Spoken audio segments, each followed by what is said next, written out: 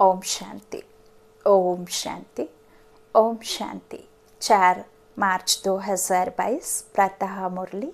ओम शांति। बाप दादा मधुबन। सत्य पिता का सत्य ज्ञान, गीता के भगवान शिव भगवान वाच।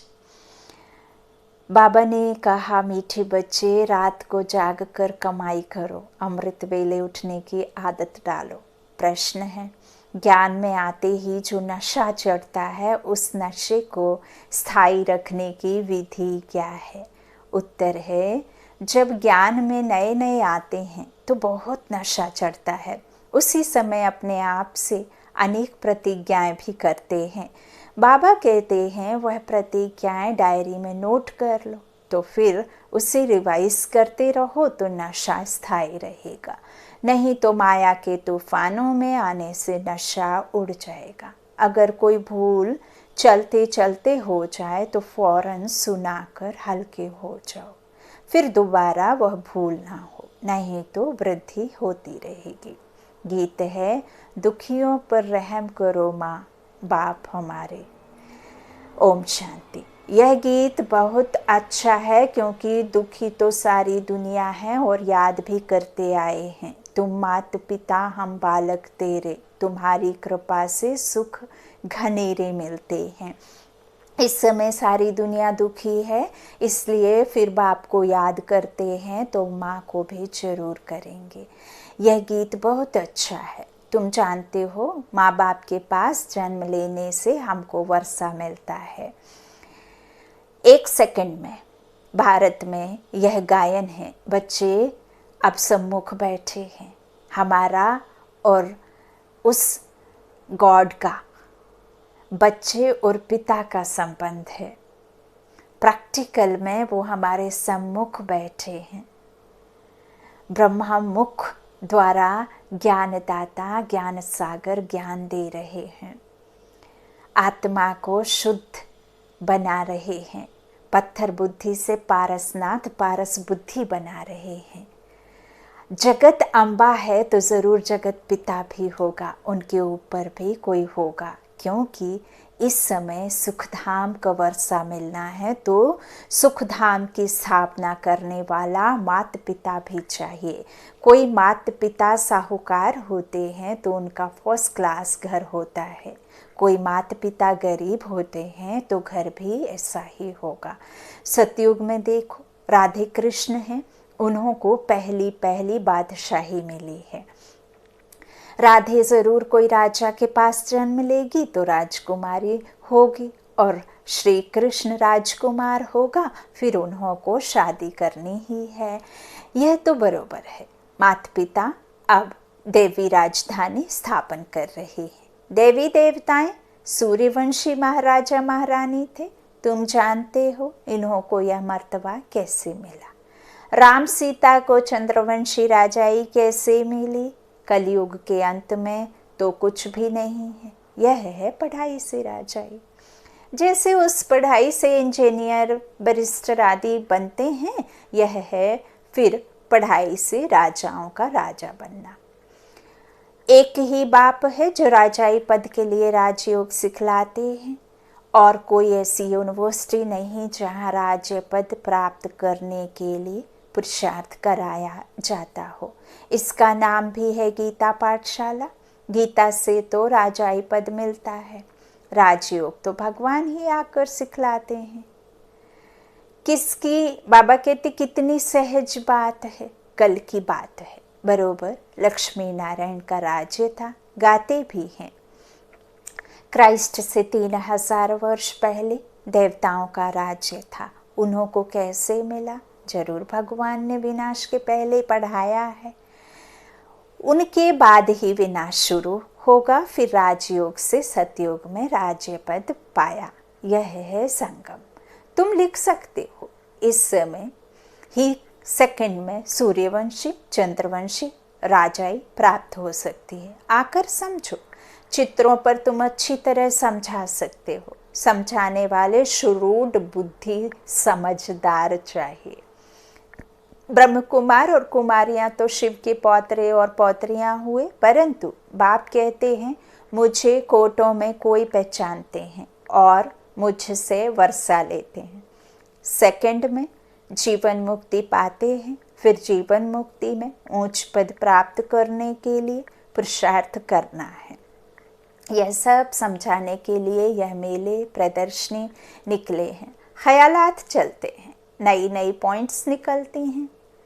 दिन प्रतिदिन चित्र आदि सहज निकलते जाते हैं और निकलते सब ड्रामा अनुसार ही है। कल्प पहले जो एक्ट चली है वही चलनी है।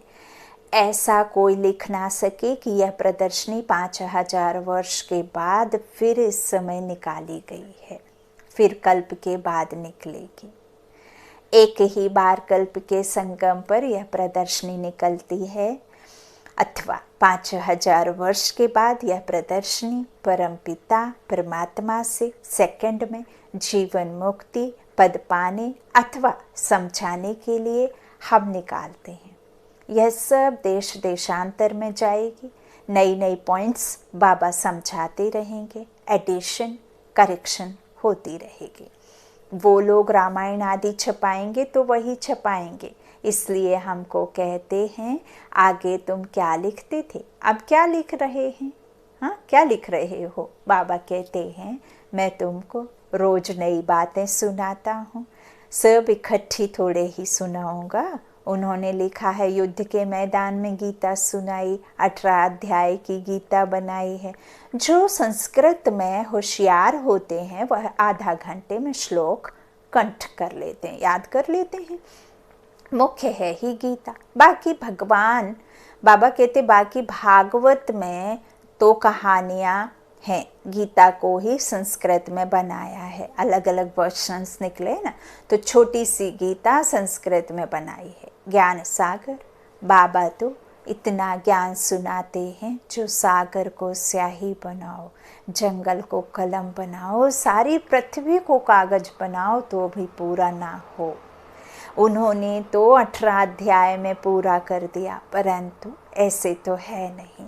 ना कोई संस्कृत की बात है, हिंदी भाषा चलती है, भाषाएं तो ढेर हैं, सब भाषाएं एक तो नहीं सीख सकते। कोशिश करके 5-6 भाषाएं कोई सीख जाता है तो उनका भी बहुत मान होता है। अब भगवान सभी भाषाओं में थोड़े ही समझाएगा, वह तो हिंदी में ही समझाते हैं। जैसे हिंदी टूटी फूटी सब जानते हैं, ऐसे अंग्रेजी भी टूटी फूटी जानते हैं। तुम बच्चों को बाबा हिंदी में समझाते हैं, भक्तों को भगवान आकर भक्ति का फल देते हैं। भगत तो अनेक हैं, भगवान एक है। भगत आत्माएं अनेक हैं, भगवान परमात्मा एक है। कहते भी हैं पतित पावन आओ, जो यहाँ आकर के पतित नहीं बनते, जो सदा पावन रहते, वही तो पतितों को पावन बनाएंगे। तो भगवान आओ, सबका बाप एक ही है ना। पतित पावन आओ ऐसे तो नहीं कहते ना कि भगवान आओ, है ना। तो सबका बाप एक ही है, सबका गॉड फादर एक है। वह क्रिएटर है, क्रिएट करेंगे सुख के लिए। बाप बच्चों को सुख के लिए ही चाहते हैं। हाँ, गॉड फादर स्वर्ग रचते हैं और जिन्हों को स्वर्ग का मालिक बनाते हैं उन्हों को गॉड गॉडेस कहा जाता है, परंतु सबको नहीं कहेंगे। यह बहुत गुप्त बातें हैं। गॉड फादर एडम ईव द्वारा कैसे सृष्टि रचते हैं, गॉड अलग है, यह धीरे धीरे समझते जाएंगे। झाड़ वृद्धि को पाता रहेगा, अभी और जास्ती यह झाड़ वृद्धि को जाना है। बाबा कहते हैं भारत को ही मुक्ति जीवन मुक्ति मिलती है, सुखधाम भारत बनता है। पहले भारत ही प्राचीन खंड था जहाँ देवी देवताएं राज्य करते थे। उसके बाद इस्लामी बौद्धिक खंड स्थापन हुए, बिल्कुल सहज है। जिस समय जिसका सैंपलिंग लगना है उन्हों का ही लगता है। देखो कैसे कैसे पत्र लिखते हैं बाबा, हम 4 दिन के बच्चे हैं, हमने आपको पहचान लिया है। कोई तो कितने वर्षों तक भलाते रहते हैं परंतु कभी पत्र भी नहीं लिखते। कोई तो फट से पत्र लिखते हैं, आगे चलकर माया के तूफान बहुत आएंगे। तूफान से पुराने पत्ते भी गिर जाते हैं ना। नयों को पहले पहले खुशी का पारा बहुत चढ़ता है, बाबा हम आपके होकर रहेंगे, परंतु माया कम नहीं है। जब प्रतिज्ञा करते हो तो डायरी पर नोट रखो, तो हमने क्या क्या प्रतिज्ञा की है। कई तो प्रतिज्ञा कर फिर कभी डायरी को देखते भी नहीं हैं। इससे क्या फ़ायदा? ऐसे नहीं हमारे पिछाड़ी वाले पढ़ेंगे। यहाँ तो कोई पोतरे पात्रियाँ आदि रहने नहीं है। जिसने जो उठाया सो उठाया, ना पढ़ा तो कच्चा ही रह जाएगा। थोड़ी भूल कर फिर बताया, नहीं तो भूल वृद्धि को पाती रहेगी, है ना। गलतियों पे गलती छुपाते हैं तो और बड़ी बड़ी गलती करते जाते हैं ना, और गलती को बता दिया जाता है। देखिए गलती करना गलत नहीं है, लेकिन गलती को बार बार दोहराना बहुत गलत है। गलती करना ठीक है, लेकिन गलती से सीख ना लेना बहुत गलत है ना। और परेशानियाँ, मुश्किलें हमारे जीवन को और भी अधिक सुधरने का मौका देती हैं, है ना। तो परिस्थितियाँ आती हैं हमें कमज़ोर से क्या बनाने के लिए, शक्तिशाली बनाने के लिए, है ना। तो बाबा हमें बैठ समझाते हैं कि जिसने जो उठाया वही पाएगा, ना पढ़ा तो कच्चा ही रह जाएगा। थोड़ी भूल करते हैं, बताते नहीं हैं, तो वह भूल बड़ी होती जाएगी, वृद्धि को पाती रहेगी। एक कहानी भी है कि माँ का कान पकड़ा कि तुमने मुझे पहले क्यों नहीं सुनाया, पहले सुनाती तो मुझे जेल नहीं मिलता। यह सब दृष्टांत हैं। कभी चोरी नहीं करनी चाहिए, नहीं तो आदत पड़ जाएगी। और धर्मराज के बहुत डंडे खाने पड़ेंगे, बाबा तो कुछ नहीं कहेंगे। बाबा कहते हैं कर्म से डरो और धर्मराज से डरो, बाप से डरने की कोई आवश्यकता नहीं है। अब बाप से जितना वर्षा लेना हो सो ले लो, विश्व की बादशाही बाप दे रहे हैं, और क्या दे, हाँ और क्या दे, बाकी रहा है क्या। अपनी बेगरी जीवन है हमारी। कौन सी जीवन है? बेगरी जीवन है ना, मांगने वाली है। तो इसमें देही अभिमानी बनना है। देह सहित सारी दुनिया को हम भूलते हैं। लोभ नहीं रखना चाहिए, जो मिले सो अच्छा। कहा जाता है मांगने से मरना भला।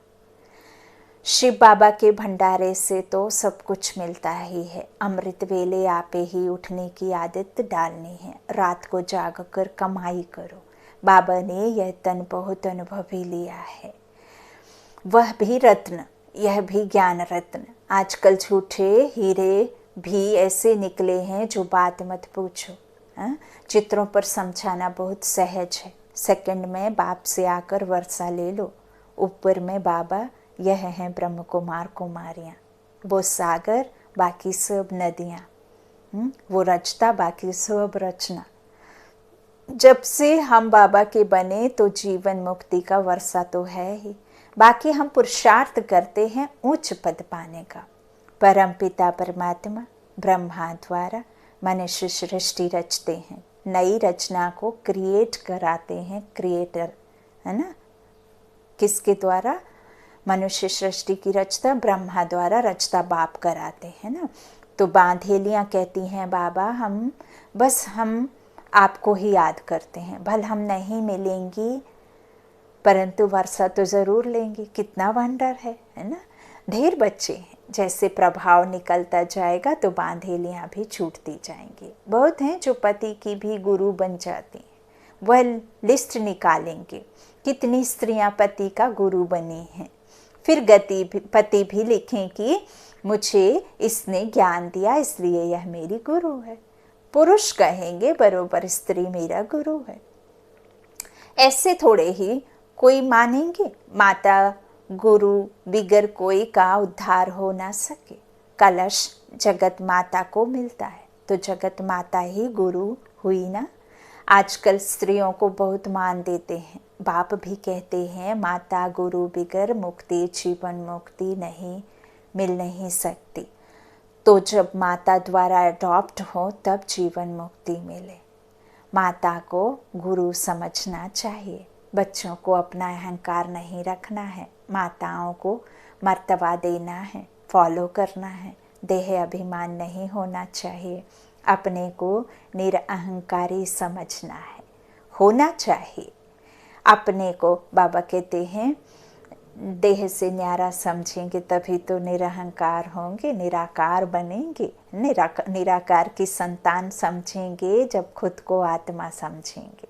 तो बाप भी अपने को निराकार समझते हैं। तुम कहेंगे आई एम इनकॉर्पोरियल कम कारपोरियल, है ना। हम कहाँ से आए?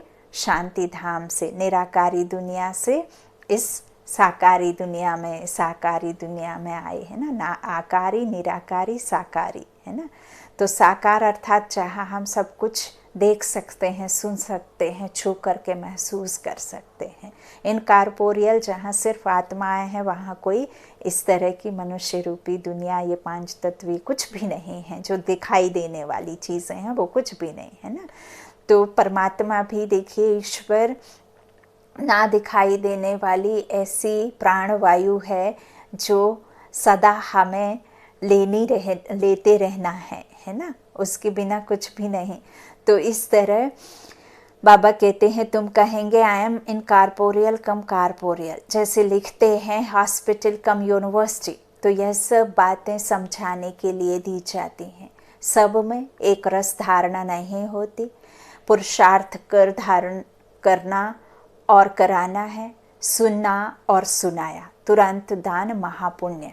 धन दान नहीं करेंगे तो साहूकार कैसे बनेंगे? तुम हो सबसे जास्ती लोभी। सारे विश्व का मालिक बनने की कितनी भारी कामना है। हर एक को सदा सुखी, सदा शांतमय बनाना है। मनुष्य मात्र को कलयुगी भ्रष्टाचारी से सतयुगी श्रेष्ठाचारी बनाना है। भारत में देवताएं थे, अभी नहीं है, फिर ज़रूर देवताएं होंगे। सोने की चिड़िया था, अभी नहीं है, अब बन रहा है, ज़रूर होगा।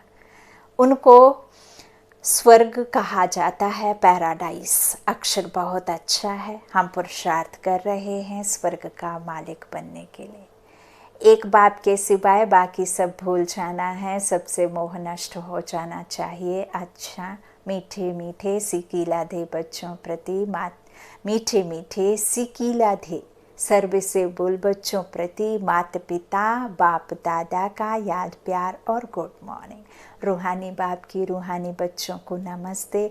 हम रूहानी बच्चों की रूहानी माता पिता बाप दादा को याद प्यार और गुड मॉर्निंग। शुक्रिया बाबा, मीठे बाबा, प्यारे बाबा। सबका साथी, सबका सहारा, एक बल एक भरोसा। मेरा तो शिव बाबा, दूसरा न कोई। मैं आत्मा तो प्रेम दीवानी हूँ परमात्मा की, परम प्रिय, परम पिता की, परमात्मा की आत्मा है ना। धारणा के लिए मुख्य सार पहला, इस बेगरी जीवन में पूरा पूरा देही अभिमानी बनना है। किसी भी चीज़ का जास्ती लोभ नहीं रखना है। जो मिले सो अच्छा, मांगने से मरना भला। दूसरा, अपना अहंकार ना रख, माताओं को मर्तबा देना है। बाप समान निराकारी निरअहंकारी बनना है। ज्ञान धन का दान करना है। वरदान, चारों ही सब्जेक्ट को अपने स्वरूप में लाने वाले विश्व कल्याणकारी भव। पढ़ाई की जो 4 सब्जेक्ट हैं उन सबका एक दो के साथ संबंध है। जो ज्ञानी तू आत्मा है वह योगी तू आत्मा भी अवश्य होगी। जिसके पास ज्ञान है वह उस परमात्मा को याद ज़रूर करता होगा, है ना। तो जो ज्ञानी है वह योगी भी होगा। और जिसने ज्ञान योग को अपनी नेचर बना लिया, उसके कर्म नेचुरल, युक्ति युक्त व श्रेष्ठ होंगे। स्वभाव, संस्कार, धारणा, स्वरूप होंगे। जिनके पास इन तीनों सब्जेक्ट की अनुभूतियों का खजाना है वह मास्टर दाता अर्थात सेवाधारी स्वतः बन जाते हैं। जो इन 4 सब्जेक्ट में नंबर 1 लेते हैं उन्हें ही कहा जाता है विश्व कल्याणकारी। स्लोगन, माया के विकराल रूप के खेल को साक्षी होकर देखो तो निर्भय रहेंगे। माया के विकराल रूप के खेल को साक्षी होकर देखो तो निर्भय रहेंगे। अनमोल ज्ञान रत्न दादियों की पुरानी डायरी से। ज्ञान की महसूसता का सुख है ही शांति, अर्थात निर्विकल्प हो जाना। अंदर जाने से शांत रूप हो जाते हैं। इस अविनाशी ज्ञान से संपूर्ण शांति के स्थान पर पहुँचते हैं। शांत अर्थात योगी निष्ठी अवस्था को धारण करने से योग की बहुत तेज लाइट निकलती है।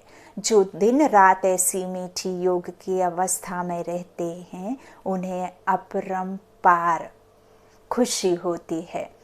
उनके सब हद के बंधन टूट बेहद की स्थायी खुशी प्रकट हो जाती है। ऐसी अवस्था में दिल बहुत हल्की रहती है और खुशी की लहरों में फूले नहीं समाते हैं। यही निष्ठा योग की चाबी है जो हम देवी वत्सों ने पिता ईश्वर द्वारा प्राप्त की है। अच्छा, ओम शांति, ओम शांति, ओम शांति।